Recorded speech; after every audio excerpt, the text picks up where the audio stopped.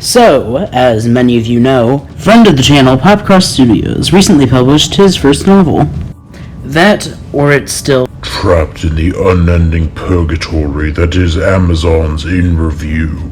Either way, last month, during my 100th episode, Popcross made me venomize characters from my newest novel, Toxic.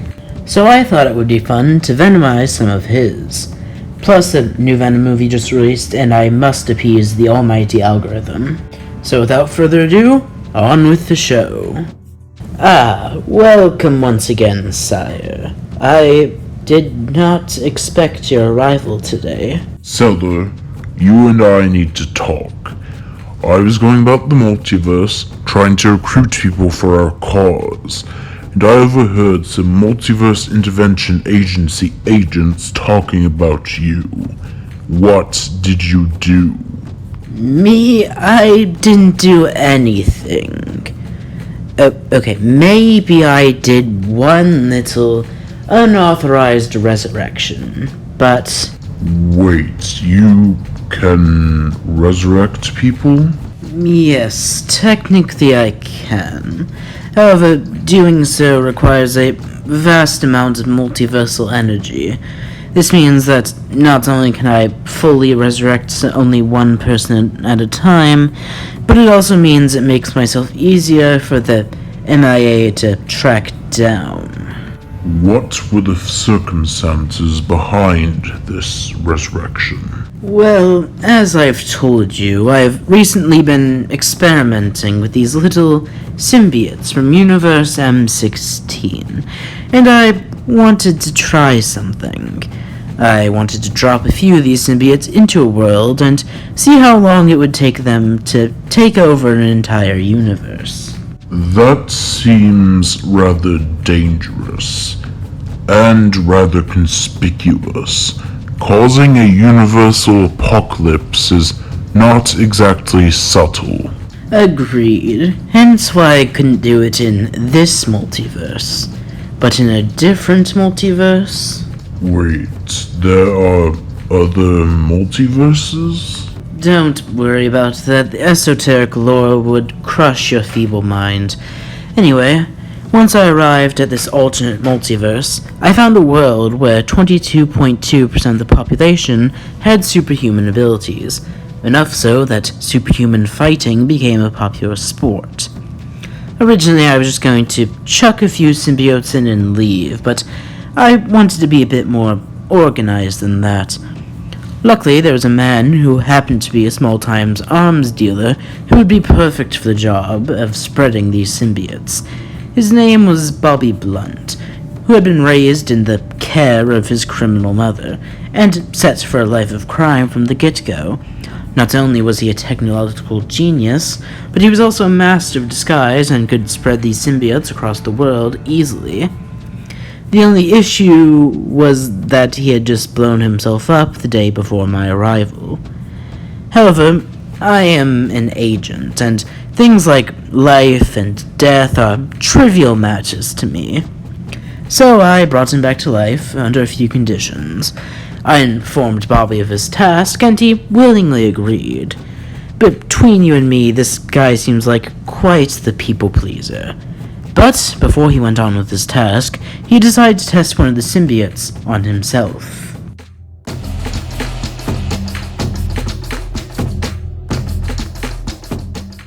After bonding with the symbiote, who also happened to be on board with my plan, Bobby enacted the first step of my plan, which was to wait a year. Both he and I wanted to play the long game, for maximal efficiency. So we waited for the next Vigilants exhibition tournament. In that time, Blunt managed to create a modified fortitude field chip that, when he pressed a button from his control station, would release a small sample of the symbiote onto the person wearing it. Although the sample wasn't large enough to infect a human, it was more than enough to infect a Biunite.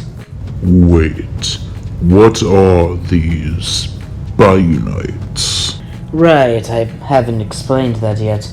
Biunites are these strange creatures native to an island in this world called Unitalia. It's basically this world's equivalent of Hawaii.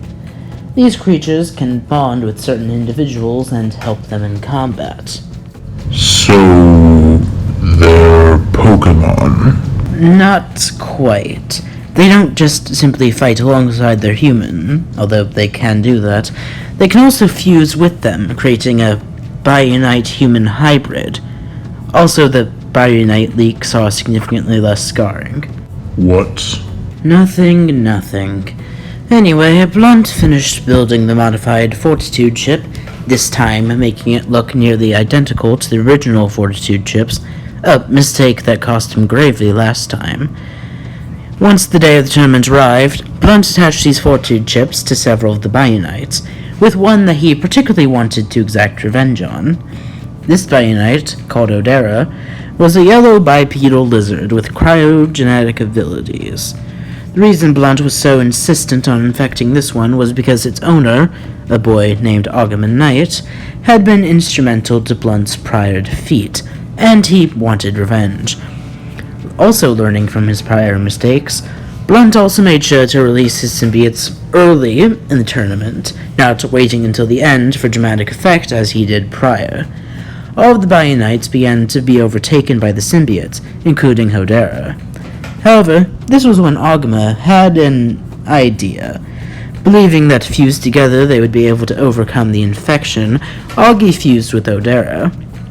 However, this time the boy's optimism was misplaced. Instead of fighting off the infection, Augma himself was quickly infected, becoming a semi-humanoid reptile with several icy spikes protruding from his body. Realizing their power, the infected Bionites began forcefully fusing with their bonded humans, infecting them and making them even more powerful.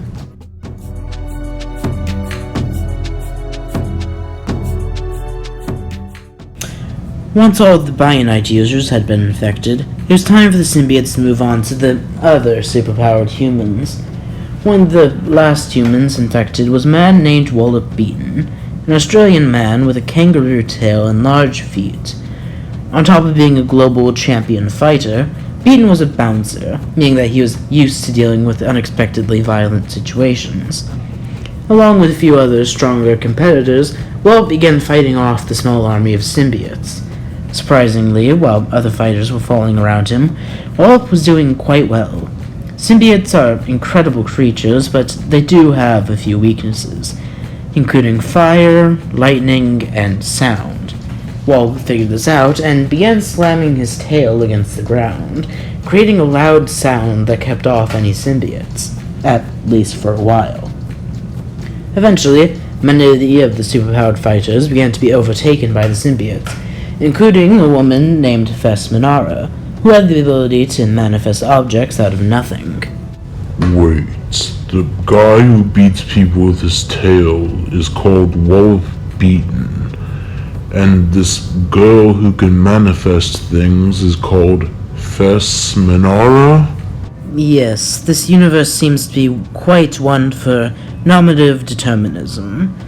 Either way, the symbiote infected Fess managed to summon a plush teddy bear and throw it on the ground where Wallop's tail had been landing, temporarily muffling his noise. He tried to redirect his blow, however he could not do so fast enough. One of the symbiotes managed to overtake him and infect him, making him about the 10th most dangerous thing from Australia.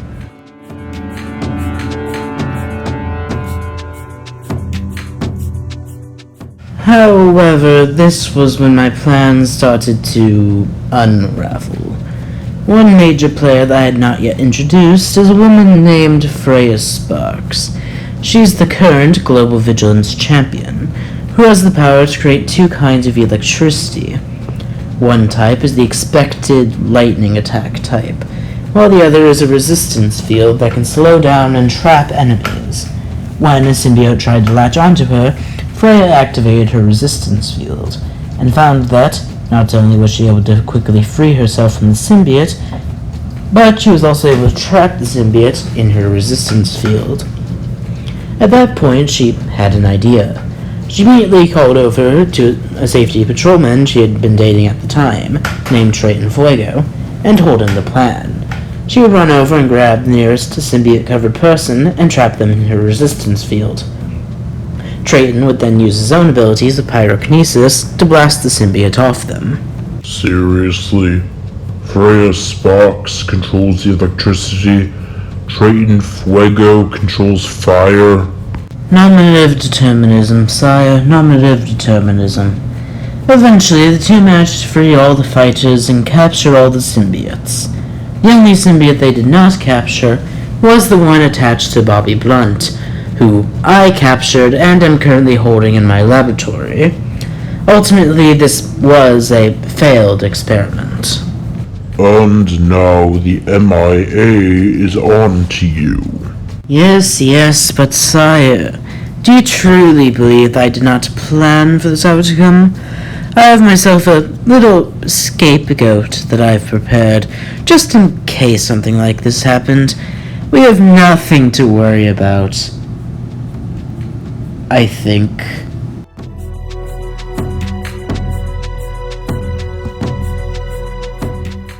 Once again, congrats to Popcross. If you have any suggestions on what else to venomize, preferably something Christmassy, then comment it down below. But until then, goodbye, and I will remember you all in therapy.